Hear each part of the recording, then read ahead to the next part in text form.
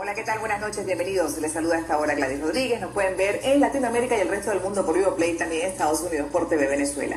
Mi invitado de esta noche es un ingeniero con doctorado en ciencias ambientales, consultor ambiental de empresas, también profesor universitario. Trabajó durante 21 años en PDVSA, fue uno de los responsables de que la petrolera eliminara el contaminante plomo de la gasolina y por más de una década asistió en calidad de asesor del gobierno a foros ambientales. Co-ganador del Premio Nobel de la Paz 2007, recibamos a Juan Carlos Sánchez. ¿Cómo está usted? Buenas noches y bienvenido. No, agradecido de estar en tu programa. Caramba, eso de ser co-ganador del Premio Nobel de la Paz del año 2017, ¿cómo ocurrió?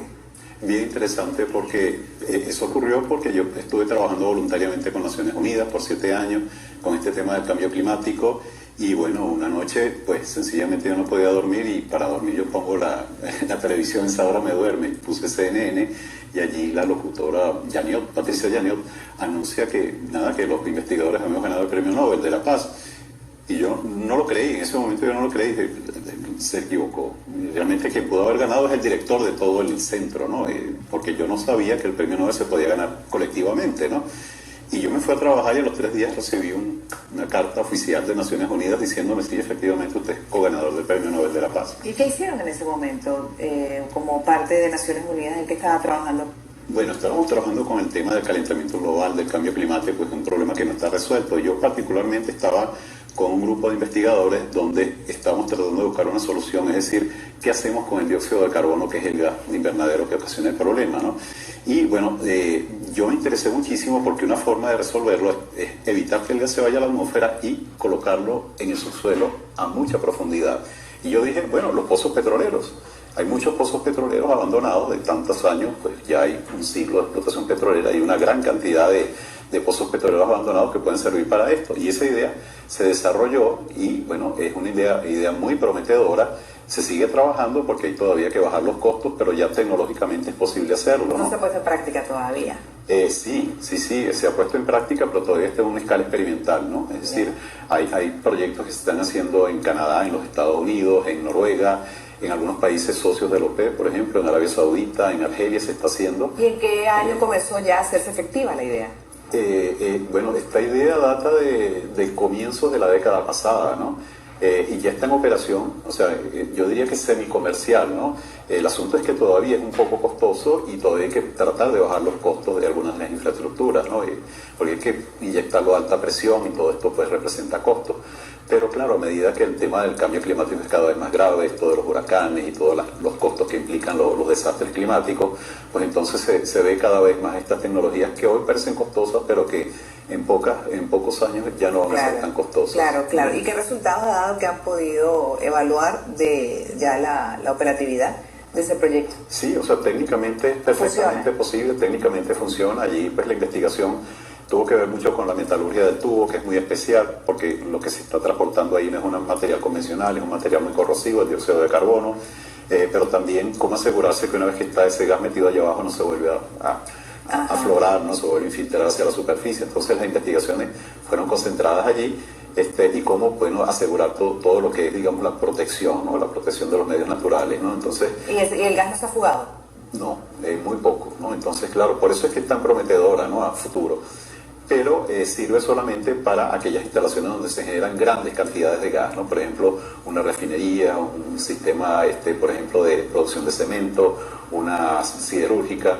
Pero, por ejemplo, recoger los gases de los vehículos, ahí no sirve, es imposible, ¿no? Está muy atomizado, ¿no? Muchos vehículos. Y en ese caso, por ejemplo, para ya finalmente buscar una solución al tema de la contaminación, precisamente que viene de los vehículos, ¿qué ideas se han propuesto? ¿Qué están haciendo ustedes como investigadores dentro de Naciones Unidas? Bueno, allí la solución es el vehículo eléctrico con electricidad producida por medios renovables, ¿no? Claro, los vehículos eléctricos son una promesa, pero ya pues hay muchas capitales de los países desarrollados que tienen sus puntos de distribución de electricidad para vehículos en las calles, ¿no? Precisamente yo estuve hace un año en París, cuando fue la negociación del Acuerdo de París, y vi 3 calles donde hay los puestos donde sencillamente la gente para y enchufa y paga con la tarjeta de crédito. ¿Qué autonomía tiene el carro con esa electricidad? ¿Puede rodar todo el día? Igual que un vehículo convencional, igual. Sí, ya la tecnología está muy avanzada. Ahí de nuevo el asunto es que el costo, sí. Tiene que abaratar, obviamente, en algún momento hacerlo. Pero se piensa que ya para la próxima década van a ser competitivos con los vehículos convencionales. Y la perspectiva que hay, la última que yo vi, es que va a ocupar el 35% del mercado para el 2030. Claro, pero estamos hablando que en 10 años puede ser más o menos el mismo costo. Pero eso se aplicaría en países desarrollados, porque por ejemplo, sí, para países como Venezuela, que estamos tan atrasados en muchas cosas, poder asumir esa tecnología luce como lejano, ¿no? Bueno, la verdad es que yo tenía esa misma curiosidad, y estando precisamente allí en París, en la gran conferencia, donde van tantos jefes de empresas, CEOs de empresas multinacionales, gente que hace investigación en los principales centros, yo hice como una encuesta propia, ¿no? Y agarré una libreta y les preguntaba, ¿cuándo creen ustedes que se va a ver realmente un desplazamiento del negocio petrolero por estas energías renovables y los vehículos eléctricos, etcétera, ¿no? La eficiencia energética? Y luego saqué mi promedio, 2 décadas. 2 décadas. 2 décadas. ¿Para Venezuela, por ejemplo? No, acá la promedio mundial. 2 décadas, ¿no? Y 2 décadas es muy corto. Entonces, claro, de allí que ahora mi tema, el que yo estoy trabajando ahorita, es precisamente el tema de la transición energética, cómo está operando, cómo es el negocio, cómo funciona, cuáles son las tecnologías. Esa es mi área de trabajo. Pero 2 décadas realmente es poco tiempo. Es muy corto, sí. Estamos hablando en mediados del 2030, pues ahí veríamos no desaparecer el petróleo, porque no va a desaparecer por completo, pero sí va a haber, digamos, el petróleo va a ser un mercado mucho más competido, va a haber menos demanda, va a impactar la demanda, porque va a haber un desplazamiento significativo por estas energías renovables, quizás en un 20, 25, 30%. Bueno, pero eso es preocupante para Venezuela, pues ya la principal fuente de ingresos es precisamente por petróleo. Y la única solución es diversificar la economía, cosa de la que venimos hablando hace 40 años, pero no ha habido, digamos, un esfuerzo serio para hacerlo, ¿no? De 20 años es nada. Para que haya una transformación de lo que es la demanda de petróleo en el mundo, ¿no? Sí, y realmente pues la tecnología se mueve muy rápidamente. Cuando salieron los celulares no pensábamos que todos íbamos a tener un celular.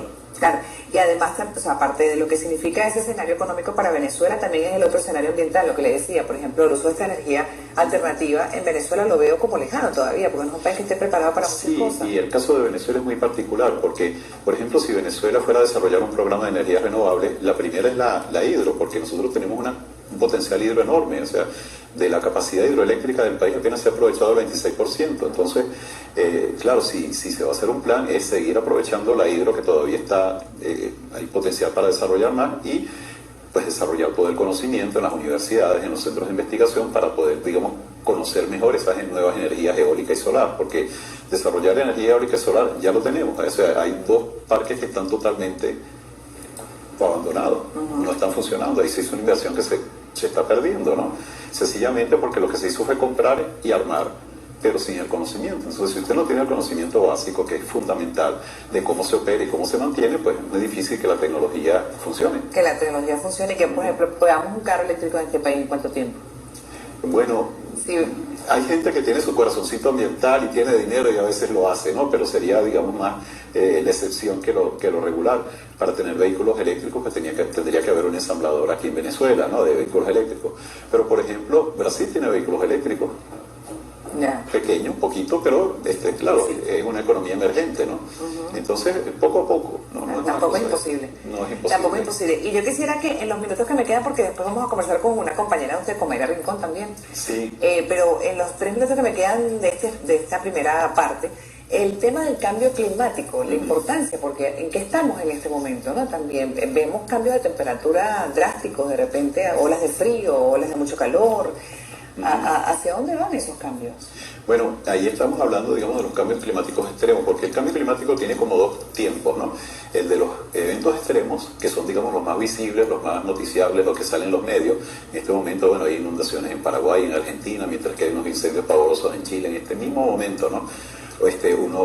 Unas tormentas ahí en el sureste de los Estados Unidos.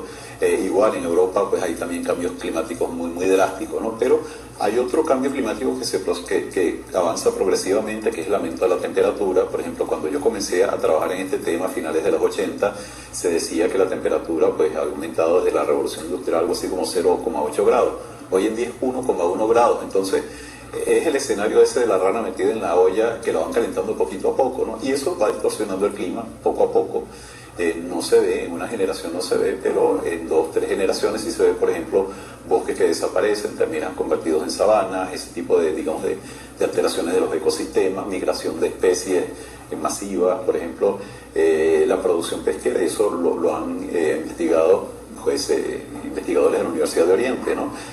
Ha bajado porque ha habido migración de especies por calentamiento del mar. Wow. Fracciones de grados centígrados son suficientes para que se produzcan migraciones. Entonces es un tema muy complicado. Muy complicado, muy complejo y peligroso, obviamente, sí, para la porque existencia. las consecuencias no solamente para los ecosistemas, sino también para las comunidades que se ven afectadas, ¿no? Para la economía de los países. Entonces hay que prestarle más atención. Al regreso seguiremos conversando del tema y también ya con Mayra Rincón, que es comunicadora social, locutora y es periodista ambiental. Trabajan juntos. Al regreso un poco del proyecto en el que están.